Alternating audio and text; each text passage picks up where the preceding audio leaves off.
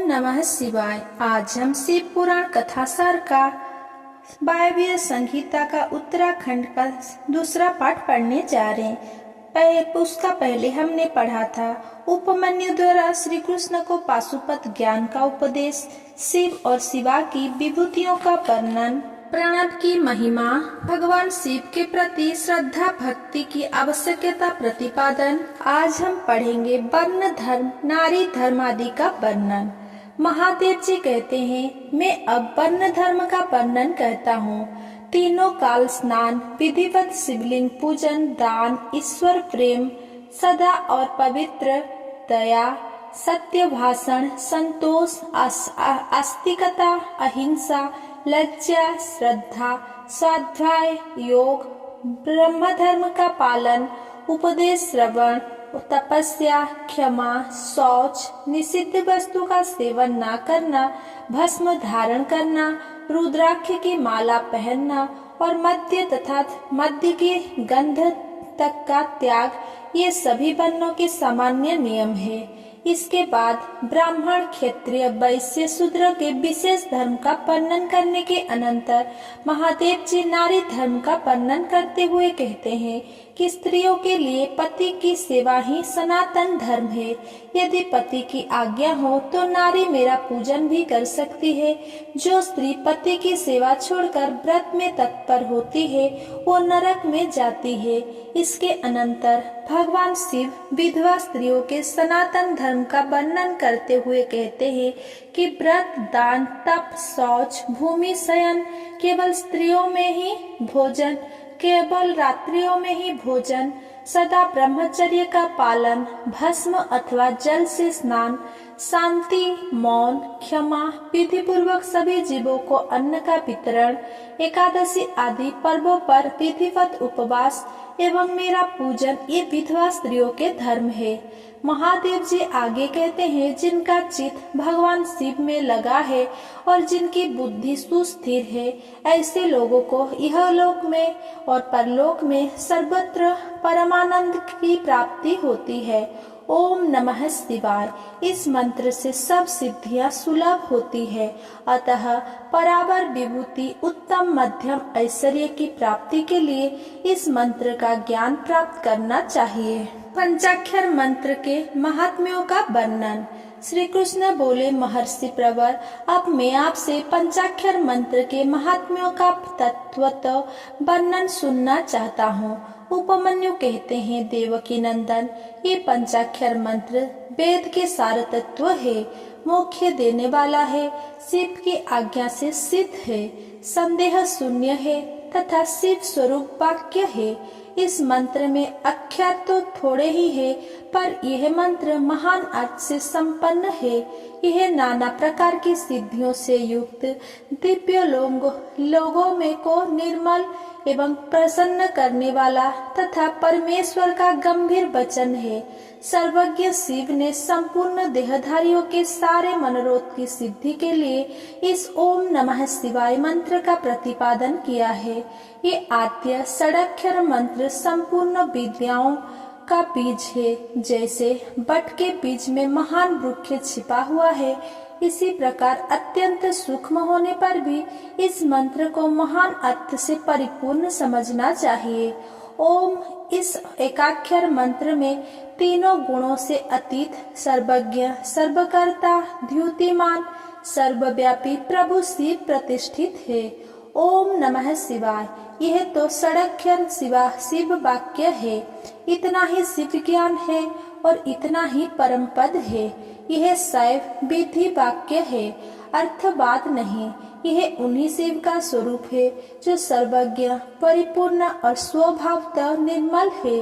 देवी बोली, यदि मनुष्य पतित होकर सर्वथा कर्म करने के योग्य न रहे जाए तो उसके द्वारा किया गया कर्म नरक की प्राप्ति कराने वाला होता है।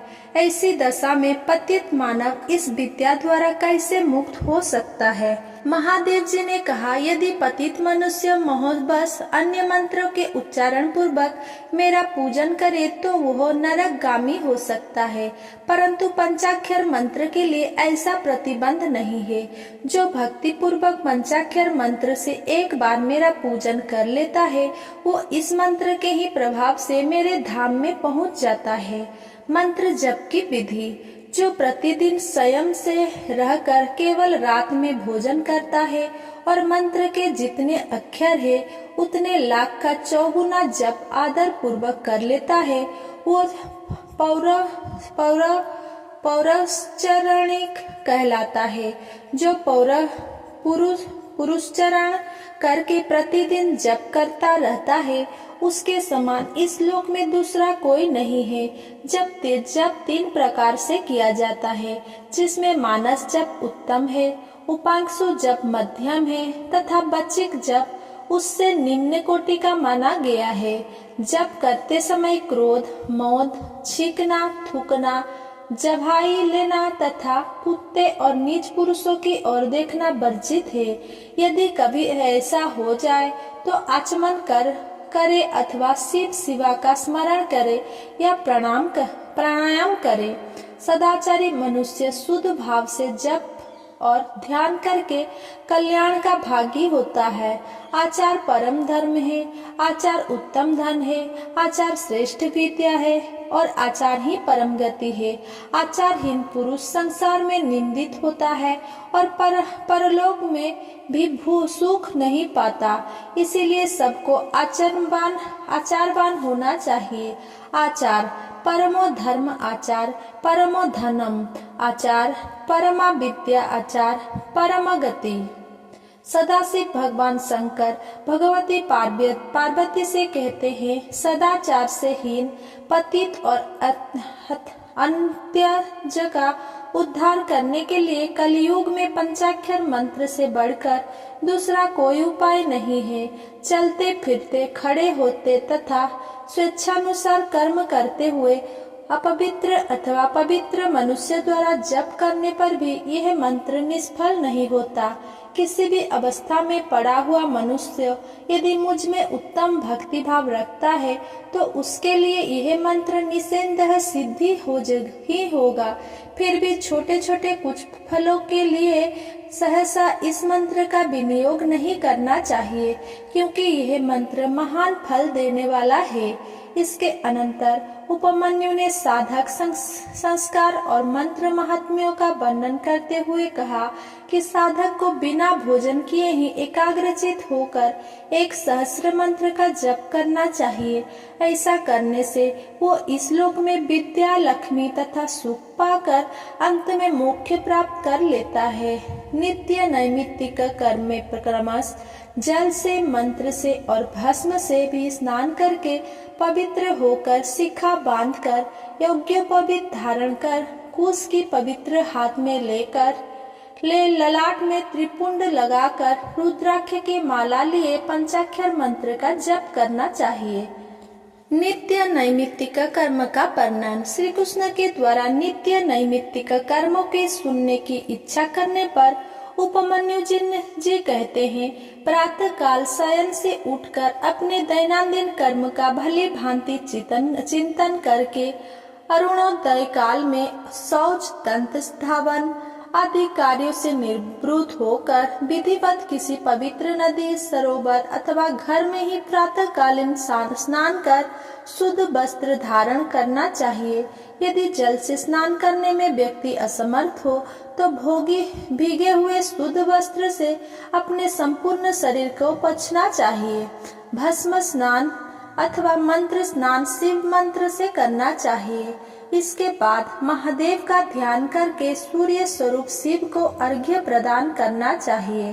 प्रातःकालीन संध्या से निवृत्त होकर देवताओं, ऋषियों, पितरों एवं भूतों के निमित्त तर्पण विधि पूर्वक करके अर्घ्य प्रदान करना चाहिए।